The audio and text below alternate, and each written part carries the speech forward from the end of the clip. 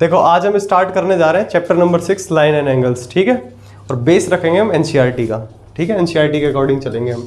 तो line and angles क्या होता है, बहुत छोटी छोटी बेसिक सी चीज़ें जानते हैं पहले, ठीक है। सबसे पहले तो जानो लाइन, लाइन और रे क्या होता है ये बताना, और एंगल्स, ये तीन चीज़ समझो पहले। लाइन, रे और एंगल्स क्या होता है। लाइन के बारे में जानते हैं, लाइन क्या होता है। देखो लाइन सिंपल एक स्ट्रेट लाइन, ठीक है, जिसकी कोई लेंथ फिक्स नहीं है, तो उसको हम बोलते हैं लाइन। लेकिन हमें जो यूज़ करना होता है वो यूज़ करना होता है लाइन सेगमेंट। क्या यूज़ करना होता है, लाइन सेगमेंट। सेगमेंट क्या होता है, लाइन का एक टुकड़ा, लाइन का एक हिस्सा, ठीक है। इसकी क्या होती है, इसकी फिक्स लेंथ होती है। इसकी क्या होगी, फिक्स लेंथ होगी, ठीक है।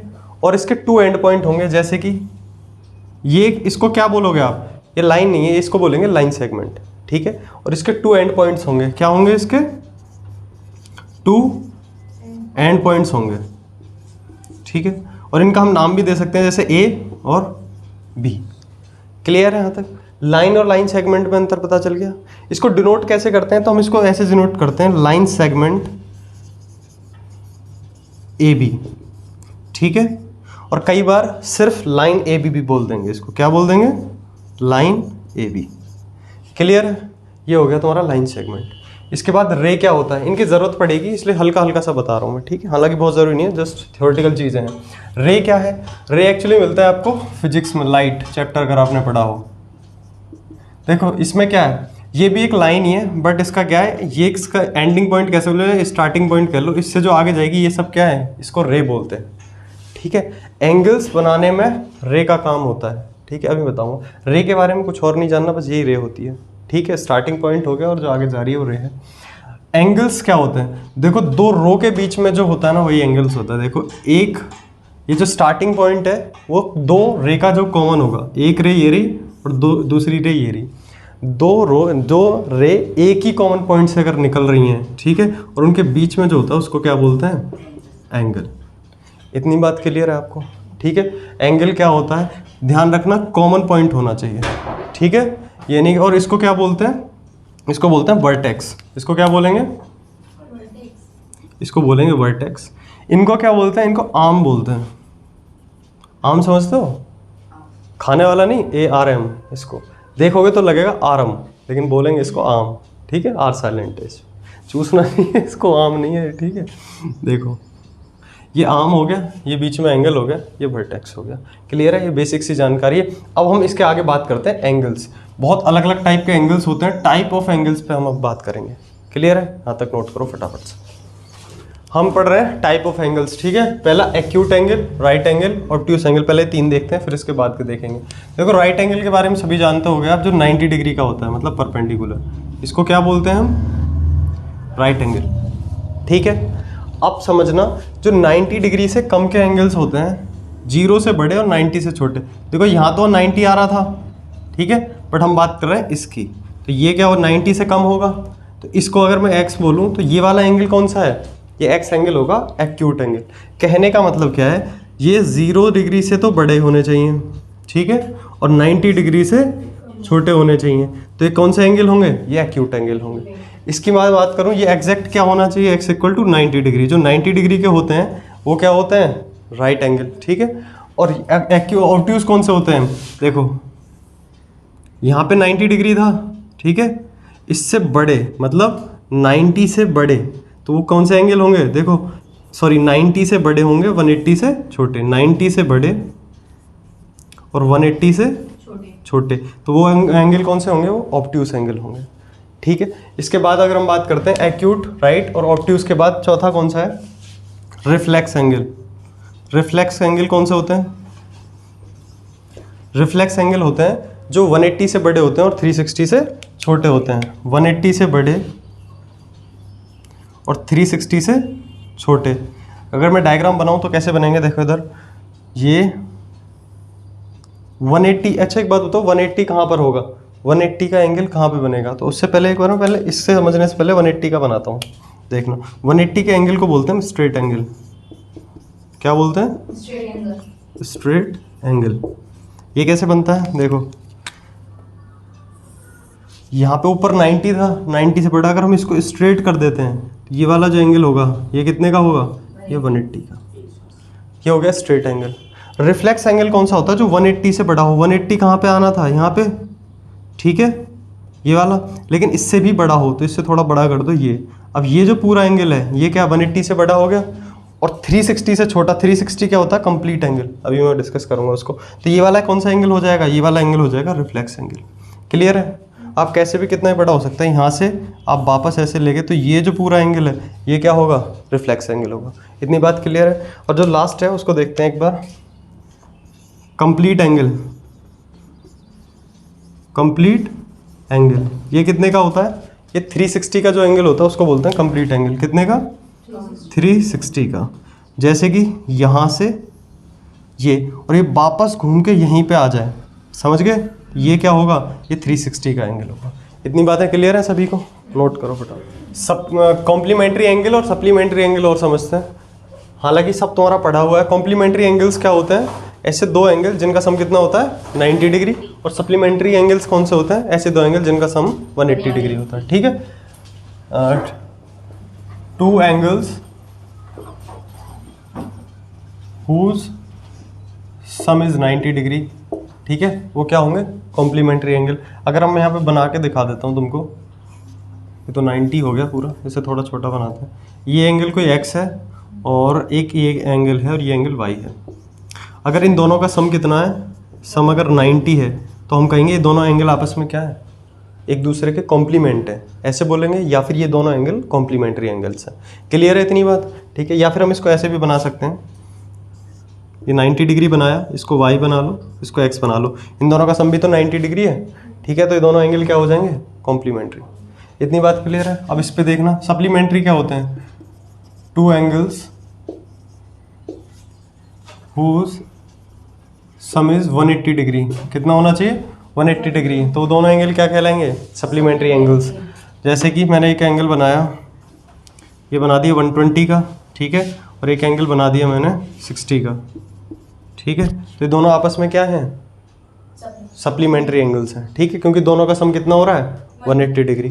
स्ट्रेट लाइन पर अगर कोई दो एंगल है, जैसे कि ये x है, ये y है, क्योंकि इन दोनों का सम कितना है 180 डिग्री, इसलिए हम इनको क्या कह सकते हैं, सप्लीमेंट्री एंगल। आगे चल के देखेंगे कि इनको हम लीनियर पेयर कहते हैं, उसका क्या रीजन है वो बताऊंगा अभी मैं। सप्लीमेंट्री और कॉम्प्लीमेंट्री क्लियर है एकदम, ठीक है। नोट डाउन करो फटाफट से।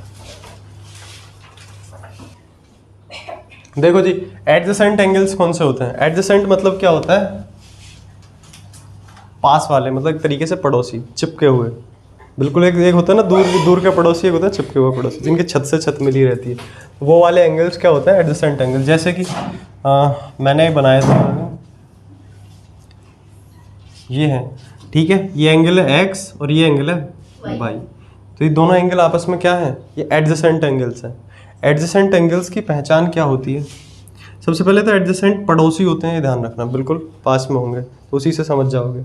जैसे छत से छत मिली होती है ना, आप लोग कई बार नीचे से ना जाकर छत से ही चले जाते हो उसके घर पे, ठीक है, और पता चले नीचे से पापा पहुंच गए गेट से, ठीक है, तो कई बार ऐसा हो जाता है। चलो इधर देखो, तो ध्यान रखना, एक तो सिंगल वर्टेक्स होगा, कॉमन वर्टेक्स होगा। जब दो एडजेसेंट एंगल्स होंगे तो उनका जो वर्टेक्स होगा एक तो कॉमन वर्टेक्स होगा, आया ना, ठीक है।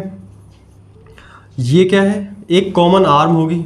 कॉमन आर्म समझ रहे हो तुम, अरे समझ रहे हो कि नहीं, ये इसके लिए भी वही आर्म है, इसके लिए भी वही आर्म है। कॉमन आर्म है या नहीं है, और ये दोनों नॉन कॉमन आर्म है, ये दोनों कॉमन आर्म नहीं है। इनका भी रोल है, अभी समझाऊंगा मैं। इतनी बात समझ भाई, जब भी एडजेसेंट एंगल्स होंगे उनके इससे एक कॉमन वर्टेक्स होगा, मतलब सिंगल वर्टेक्स से ही दोनों एंगल बने होंगे और एक कॉमन आर्म होगा।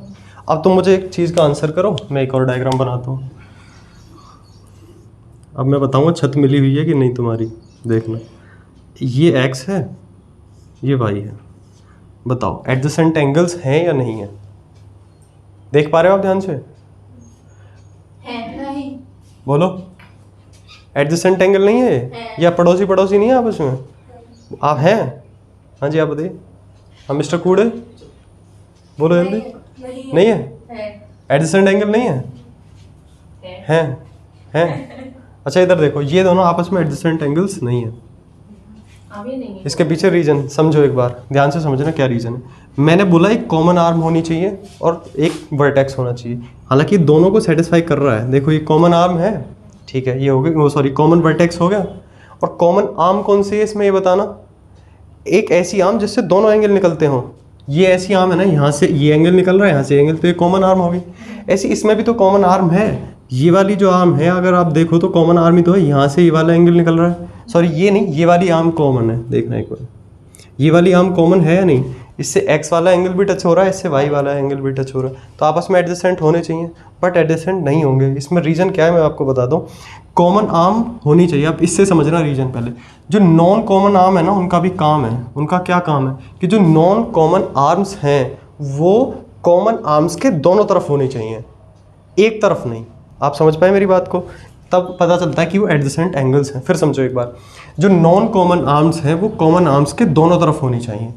इसमें कॉमन आर्म्स कौन सी है, ये वाली कॉमन आर्म है या नहीं है, ठीक है भाई, ये वाला एंगल भी यहीं से निकल रहा है, ये वाला भी, इस वाली आर्म को दोनों एंगल टच कर रहे हैं, तो ये वाली कॉमन आर्म है। बट जो नॉन कॉमन आर्म्स हैं, ये वाली और ये वाली, ये एक ही तरफ है, हाँ या ना, तो ये क्या होंगे, आपस में एडजेसेंट एंगल्स नहीं होंगे, ठीक है।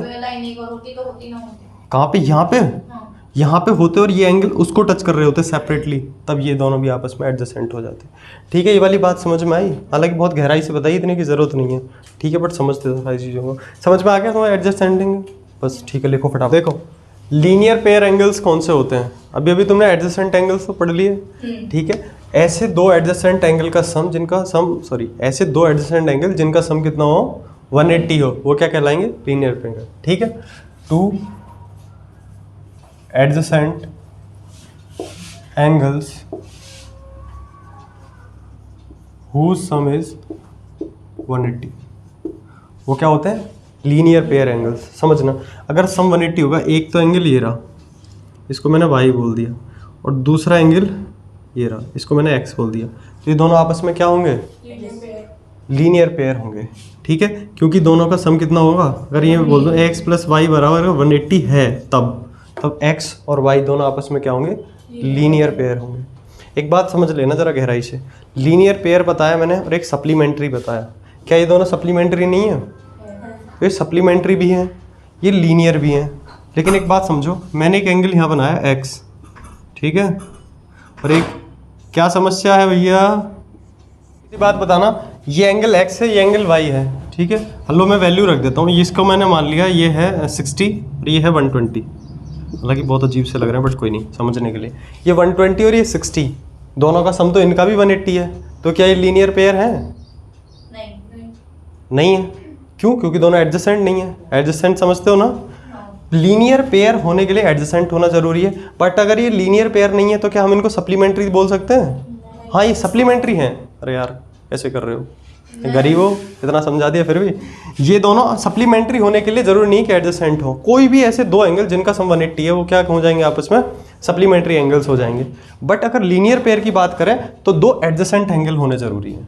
इतनी बात क्लियर है सभी को, ठीक है। तो यही है, ये क्या है, लीनियर पेयर। और अगर अलग अलग एंगल्स हैं, उनका सम 180 है, ठीक है, तो उन्हें हम कह सकते हैं सप्लीमेंट्री एंगल्स। सप्लीमेंट्री इनको भी कह सकते हैं, ठीक है, बट हम इनको लीनियर पेयर नहीं कह सकते, ठीक है, समझ गए। All linear pair angles are supplementary but all supplementary angles are not necessary to be a linear pair angles. समझ में आया कि नहीं? चलो फटाफट। Vertical opposite, vertically opposite angles कौन से होते हैं? देखो ये दो लाइन है, इंटरसेक्ट। अच्छा पहले समझ लो इंटरसेक्ट क्या होता है, लाइन, इंटरसेक्टिंग लाइन, ठीक है। दो चीज़ बताता हूँ। इंटरसेक्टिंग लाइन एक होती है इंटरसेक्टिंग लाइन्स और एक नॉन इंटरसेक्टिंग लाइन, ठीक है। नॉन इंटरसेक्टिंग लाइन्स, ठीक है। जो इंटरसेक्टिंग लाइन्स हैं, इंटरसेक्टिंग लाइन्स कौन सी होती हैं? जो एक दूसरे को इंटरसेक्ट करती हैं, मतलब कट करती हैं। नॉन इंटरसेक्टिंग लाइन्स कौन सी होती हैं? जो इंटरसेक्ट नहीं करती। और जो इंटरसेक्ट नहीं करती उनको हम क्या बोलते हैं? उनको हम बोलते हैं पैरेलल लाइन्स। आया ना? अरे इनकी एक पहचान है कि इनका कहीं किसी भी पॉइंट पर आप इनका डिस्टेंस मेजर कर लो, वो डिस्टेंस हमेशा क्या रहेगा? सेम रहेगा, ठीक है। तो नॉन इंटरसेक्टिंग लाइंस होती है। वर्टिकल अपोजिट में हमारे इंटरसेक्टिंग लाइन से काम है, ठीक है। देखो वर्टिकल अपोजिट एंगल्स कौन से होते हैं? ये वाला एंगल इस वाले एंगल के वर्टिकल अपोजिट है और ये दोनों आपस में क्या होंगे, बराबर होंगे। अगर ये x है और ये y है तो मैं कह सकता हूँ x is equal to y, ठीक है। और सिर्फ यही नहीं, जो ये वाले एंगल्स हैं वो इनके बराबर होंगे, ये भी आपस में वर्टिकली अपोजिट है, ठीक है। अगर मैं इसको मान लेता हूँ a और इसको मान लेता हूँ b, तो याद रखना a बराबर होगा b के, बस ये वाली बात याद रखनी।